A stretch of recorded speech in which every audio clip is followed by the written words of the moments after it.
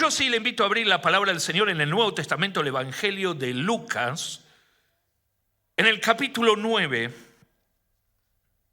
donde hay una historia verídica, una historia que para usted que viene hace tiempo a la iglesia o ha sido formado también en la escuela bíblica como los chicos, no le va a ser desconocida esa historia.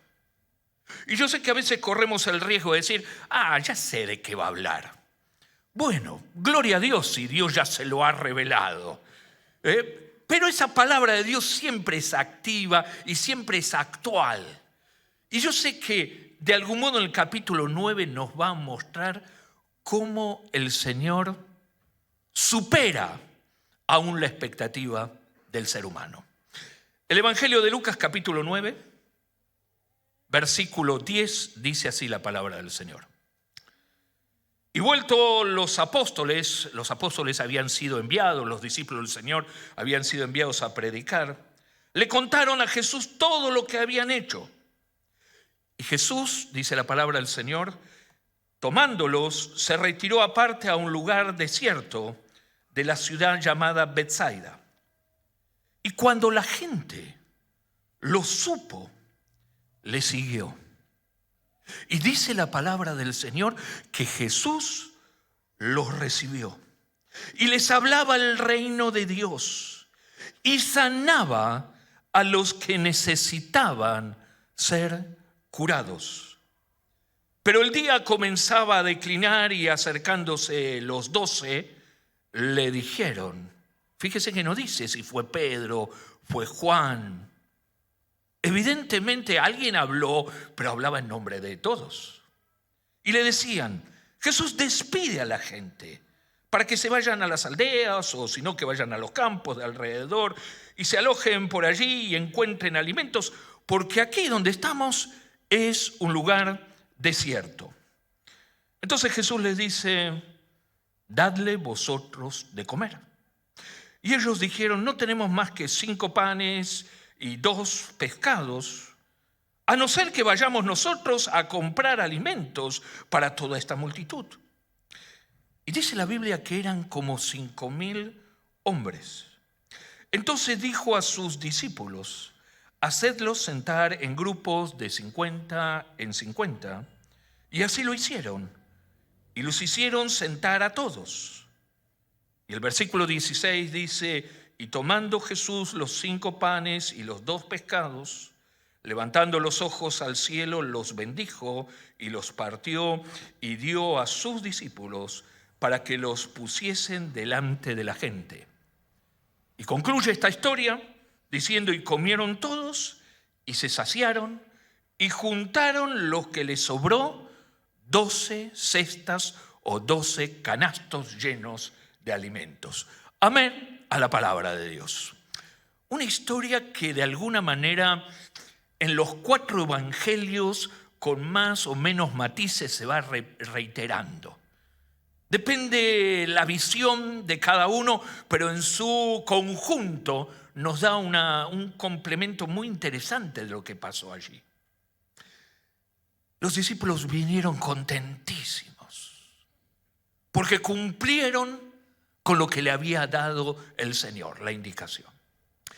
Y Jesús conoce nuestras limitaciones y Jesús conoce nuestras debilidades y permítame decirlo, conoce también nuestros cansancios. Nosotros estamos hoy aquí reunidos como todos los miércoles en la ayuda, en la gracia del Señor y en la libertad que Dios nos da a las 20 horas aquí. Cuando de algún modo dejamos nuestras obligaciones, deja su trabajo, su responsabilidad y venimos en ese horario de descanso, entre comillas, porque hay algunos que trabajan en distinto horario, a reunirnos. Y lo mismo pasa los domingos. Nos juntamos con ese propósito, nos hemos puesto de acuerdo para en ese horario de descanso nos reunimos en el nombre del Señor. Y Jesús, conociendo las limitaciones y las debilidades, le dice a los muchachos, a los discípulos, vamos a descansar, vamos a un lugar desierto. Es interesante que en esos espacios donde está dedicado para el descanso, y fíjese que el Señor mismo, aún en la creación, estableció los días del trabajo, el tiempo para el descanso, pero en ese tiempo del descanso hay un encuentro con Jesús. Nosotros estamos aquí a esta hora, los hermanos que nos ven en las redes a veces lo hacen a distinto horario, pero el horario en el cual nos estamos reuniendo a veces depende mucho de la coyuntura, depende mucho de las actividades de cada lugar. Yo les contaba a algunos hermanos, estoy viniendo de allí del norte, y allí, ¿sabe a qué hora empieza la reunión? Después de las 9:30. Yo a esa hora ya me quiero ir a dormir, ¿vio?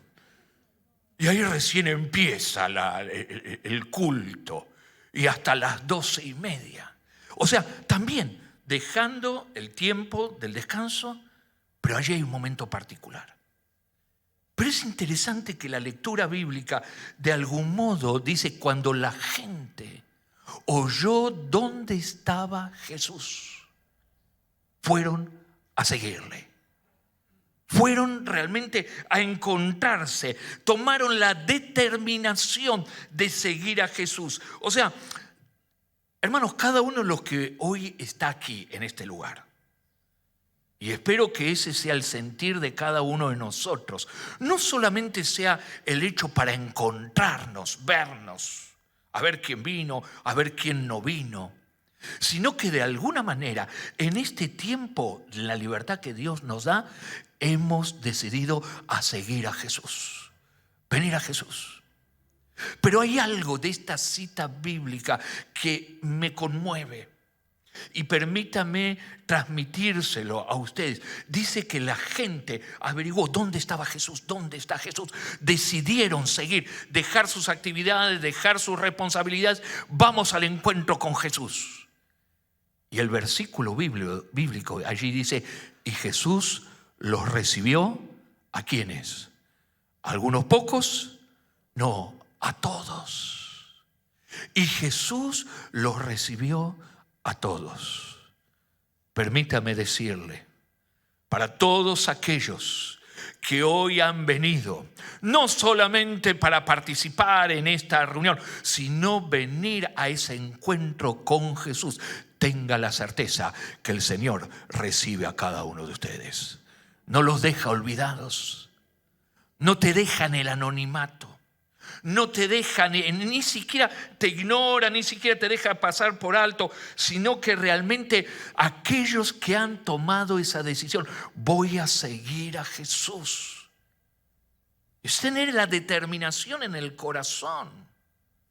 Y sabe que seguir a Jesús significa dejamos de lado algunas cosas. Hoy hemos dejado el horario del descanso, tal vez postergar algunas cuestiones. Pero de algún modo es, Señor, yo vengo a tu presencia, yo te necesito.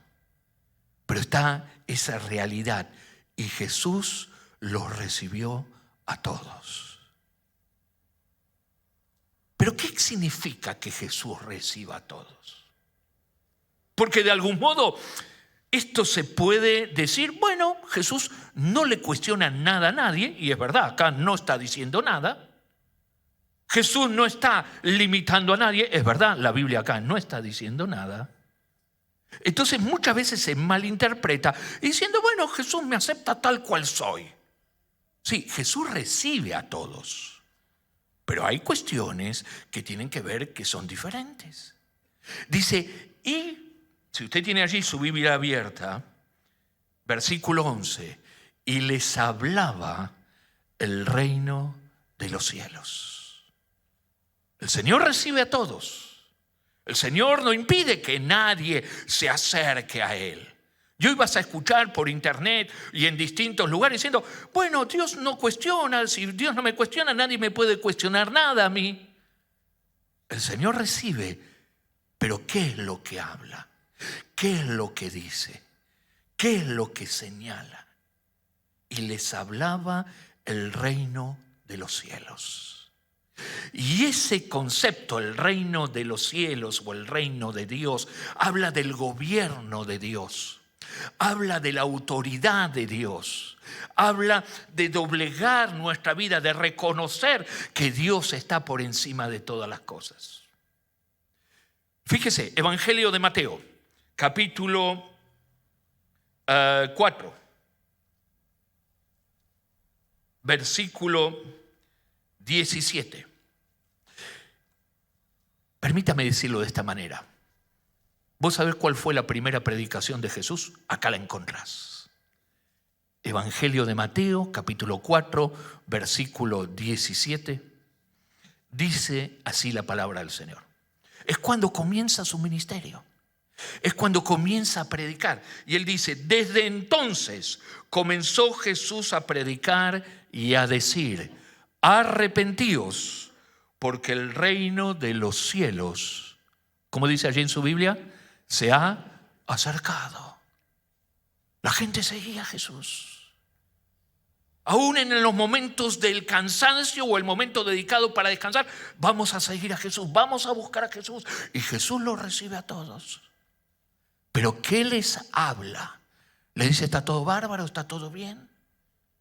Comienza a hablarles el evangelio del reino de los cielos. Y ese evangelio tiene una llave para poder entrar a ese gobierno de Dios. Y esa llave es arrepentimiento, un cambio de vida, el reconocer la autoridad de Dios sobre todas las demás cosas, saber para qué vino Cristo. Entonces el Señor recibe, perfecto, pero lo que Él transmite cada vez que nos reunimos y la palabra de Dios es justamente, ¿qué es la predicación del Evangelio? La extensión del reino de los cielos. Y ese reino de los cielos comienza justamente con esa llave, arrepentimiento. Pero también nos muestra la palabra del Señor. En ese el Señor recibe a todos su bondad, su generosidad, su amplitud en el corazón de recibir a todos. No dijo, bueno, a ver, solamente yo sé quién va a ser creyente. Sino que esa palabra que es sembrada, esa palabra que es hablada, esa palabra que es predicada, esa palabra que es la semilla de vida. ¿Se acuerda lo que habla el Evangelio de Mateo? En el Evangelio de Mateo capítulo 13 vas a encontrar un montón de parábolas allí. El trigo y la cizaña, la red, la perla de gran precio, el tesoro escondido, la parábola de la mostaza. Bueno, todas esas hablan de similitudes con el reino de los cielos.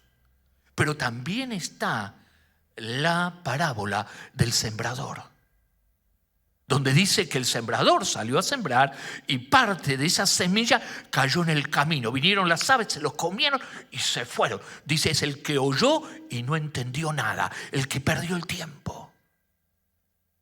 Se acercó a Jesús. Porque me imagino que dentro de la multitud estaban los que estaban deseosos, pero también estaban los curiosos. Estaban el que, bueno, dice, bueno, vas vos, voy yo también, de algún modo. Pero esa palabra, cuando no está esa decisión de escuchar que lo que Dios está diciendo, es tiempo perdido. Cae la semilla en el camino, vienen las aves y se lo llevan. Parte, dice, usted conoce bien la historia, dice, parte de las semillas cayeron entre las piedras. Que al momento es aquel que recibe la palabra contento, con gozo, se va feliz. Pero las dificultades, los problemas, es más, aún dice, las persecuciones. O sea, el tener una vida cristiana que de alguna manera te pueden cuestionar y algunos hasta bajan los brazos. Dice, esa semilla tampoco trae fruto.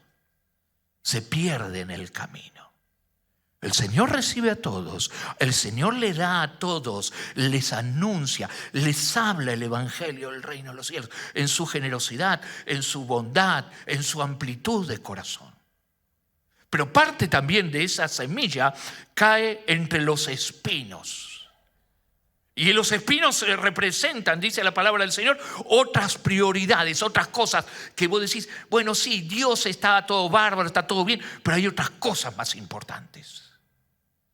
Entonces esa semilla, viste, crece entre los yuyos, entre los espinos, y lo terminan ahogando. Y lo terminan de alguna manera haciendo que lo que vos recibís cae en saco roto. Pero parte cae en esa tierra fértil. Esa tierra fértil que trae fruto. Y vos fíjate que dice 1%. Una semilla que cae se reproduce en 100, una semilla que cae se reproduce en 60, una semilla que cae se reproduce en 30. Pero trae fruto. Mi oración y mi anhelo al Señor, que en esta tarde, los que estamos aquí, los que nos ven a través de las redes, seamos esa tierra fértil. Nos acercamos a la presencia del Señor. Sí, podemos conocer la historia, está todo bárbaro, todo está lindo. Jesús recibe absolutamente a todos. Pero ¿qué es lo que hace Jesús?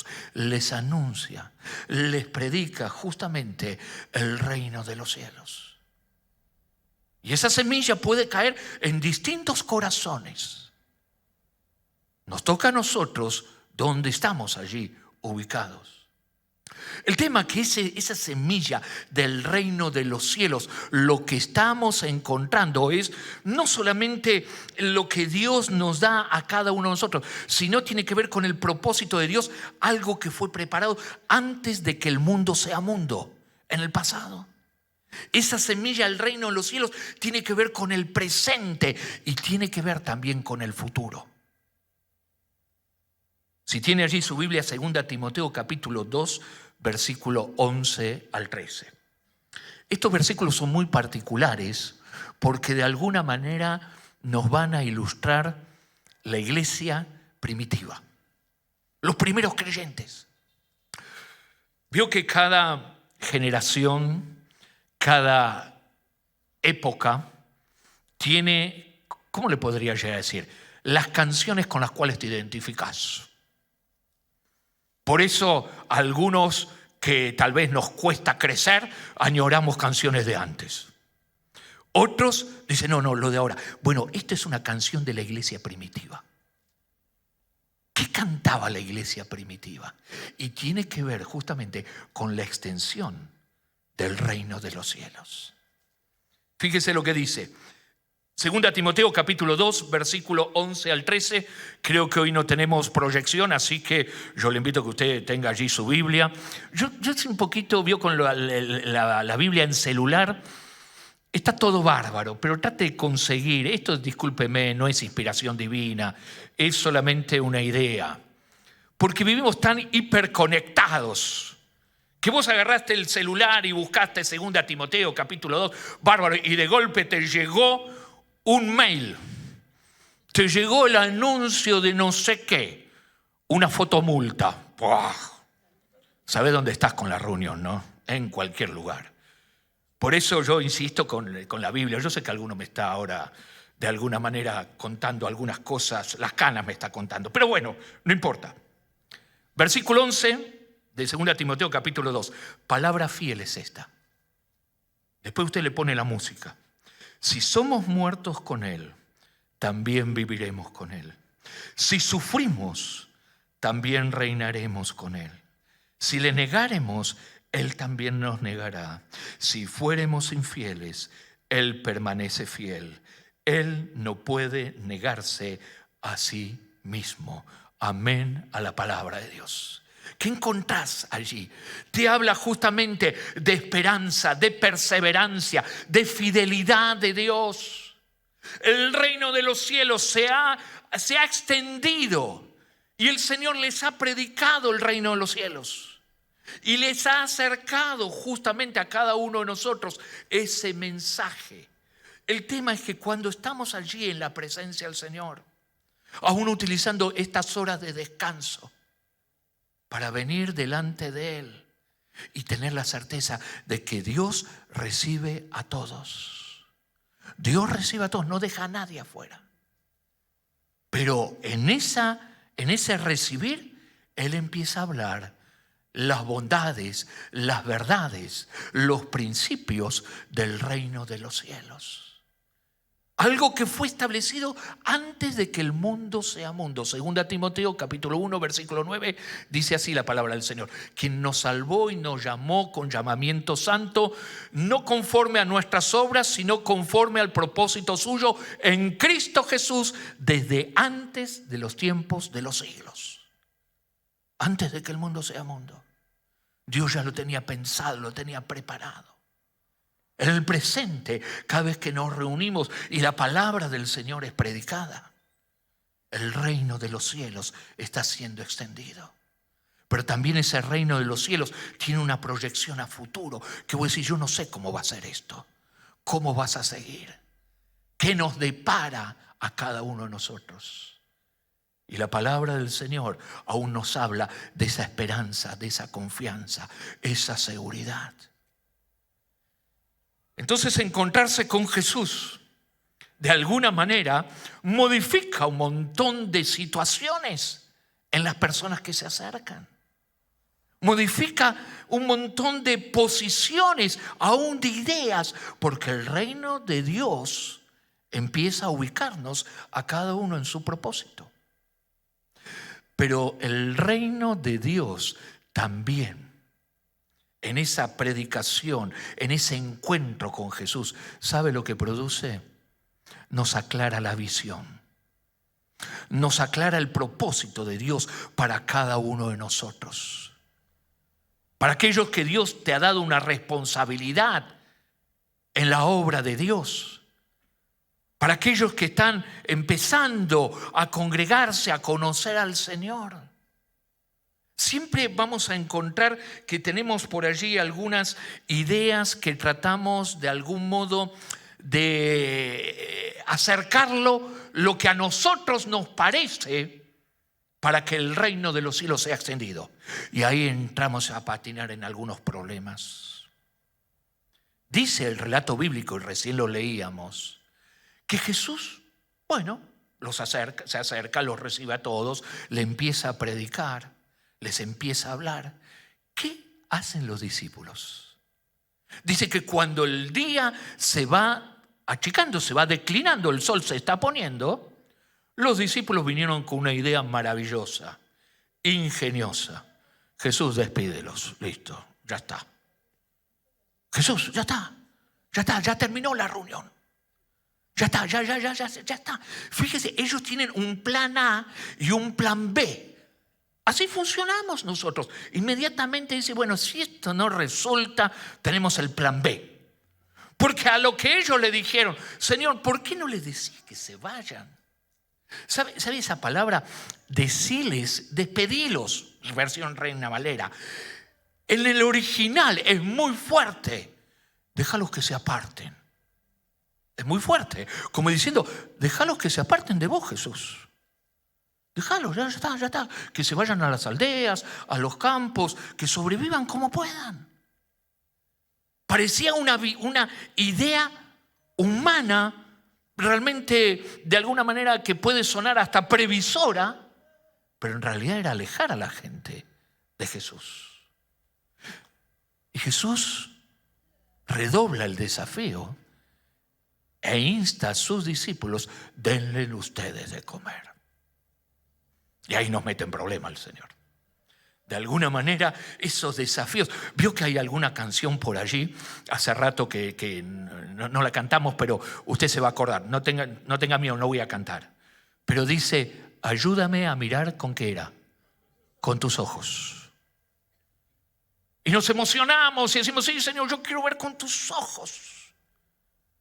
Pero mirar con los ojos del Señor a veces nos va a meter en algunos problemas. Porque lo que vamos a ver es nuestra propia limitación, nuestras propias ideas que terminan siendo hasta mezquinas, terminan siendo tan limitadas. Señor, ayúdame a mirar con tus ojos. Jesús le dice, denle ustedes de comer. Y los discípulos ahí inmediatamente dicen, bueno, mira, solamente tenemos 5 panes, 2 peces, no es nada, a no ser plan B. Fíjese que inmediatamente ponen el plan B. Ya que no los querés decirles que se vayan, a no ser que nos mandes a nosotros y que nosotros vayamos a comprar. Otra vez una idea inteligente, de alguna manera esa situación que de alguna manera nos está mostrando una realidad que creemos que somos unos genios. Menos mal que está la gracia del Señor. Menos mal que está la paciencia del Señor. Porque el Señor inmediatamente dice, bueno, ¿qué tienen ustedes? 5 panes y 2 peces. Bueno, hagan que se sienten en grupos de allí separados. Y ahí uno ve que los discípulos obedecen. Sin entender, lo obedecen. Y allí está la clave del servicio. A veces no es entender todo.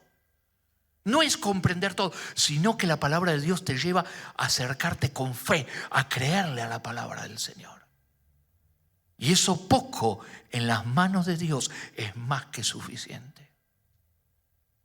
Pero hay una parte que me salteé, y de algún modo casi a propósito, porque dice que la gente siguió a Jesús, buscaba a Jesús, tomó una decisión. Jesús los recibe a todos, no deja a nadie afuera. Les empieza a hablar, les empieza a transmitir, a comunicar el reino de los cielos. Y dice, y sanaba a todos. ¿Y se acuerdan cómo dice allí la Biblia? A todos los que necesitaban ser sanos. Y eso uno dice, ¿por qué la Biblia dice a los que necesitaban? Si cada uno que necesita, en realidad, me duele Dios y necesito que me sanes. Señor, yo tengo este problema y yo quiero que me sanes. ¿Por qué aclara los que necesitaban? Eso nos lleva a confiar en la soberanía, en la bondad, en la sabiduría de Dios. ¿Sabe que la palabra de Dios en la carta de Gálatas, en el capítulo 4, versículo 13, después yo sé que algunos están anotando, después lo lee en su casa. Pablo les escribe esto y se acuerda de cómo él los conoció. Y dice, ustedes recibieron el mensaje del evangelio, me han recibido a mí, ¿saben cuándo? Cuando yo estaba enfermo. O sea, Pablo no fue sano así inmediatamente. Dios puede hacerlo. Y yo creo que Dios sigue haciendo milagros hoy día. ¿Usted puede creer eso también? Medio tibio el amén, pero digamos que es la fe como un granito de mostaza. Pero cuando es genuina en las manos de Dios es más que suficiente. El mismo apóstol Pablo decía, tengo un emisario de Satanás que me abofetea. En la versión San Roberto, Pablo dice, estoy para el cachetazo. Y lo que está diciendo él ahí, le he pedido 3 veces a Dios. Le he pedido 3 veces al Señor, Señor, sácame esto. Usted sabe cómo va la respuesta. ¿Qué le dice? Bástate mi gracia, bástate mi gracia. ¿Es que acaso Pablo, yo no sé si estaba enfermo o tenía otro problema, porque la Biblia acá no lo aclara. Algunos llegan a conjeturar algunas cosas. Pero el Señor sanaba a todos los que necesitaban ser sanos. Entonces nuestra óptica es diferente. La soberanía de Dios, el acercarse a Dios. Por eso, cada vez que venimos a la presencia del Señor, cada vez que estamos allí a buscar de Dios, tenga la certeza de que Dios recibe a todos. Pero en ese recibir, el Señor extiende de su palabra, del reino de los cielos. ¿Cómo es entrar al reino de los cielos? ¿Qué es necesario? El Señor no discrimina a nadie, pero hay normas dentro de la autoridad del gobierno de Dios. Y ahí es donde tenemos que acomodar nuestra vida. Y es la fe, ahí empezar a depositar. Señor, yo sé que también podés sanarme. Y vos sabés cuál es la necesidad que yo tengo. Y vos sabés, Señor, cuál es lo mejor para mi vida. Y tenga la certeza de que Dios quiere lo mejor para cada uno de sus hijos. Siempre quiere lo mejor. Ahora bien, uno dice, pero yo no tengo nada. Hoy cantamos, Señor, no tengo nada para ofrecer. La verdad que no tengo nada. A veces el muchacho que tenía los 5 panes y 2 peces, pareciera que tiene mucho comparación a lo que uno puede llegar a tener. Pero eso que es tan poco, tan poquito, tan insignificante, en las manos de Dios es más que suficiente. En las manos de Dios es más que suficiente. Él puede hacer con lo poquísimo mucho para que su nombre sea glorificado, para bendición, para que sea reflejada la bondad de Dios, la gracia de Dios. El reino de Dios se ha acercado. El reino de Dios es predicado. El reino de Dios es multiplicado. Y eso que es tan poquito no se quedó solamente en la historia de la Biblia, acá en el Evangelio de Lucas o en cualquiera de los demás evangelistas, sino Dios sigue actuando del mismo modo. Permítame contarle una breve historia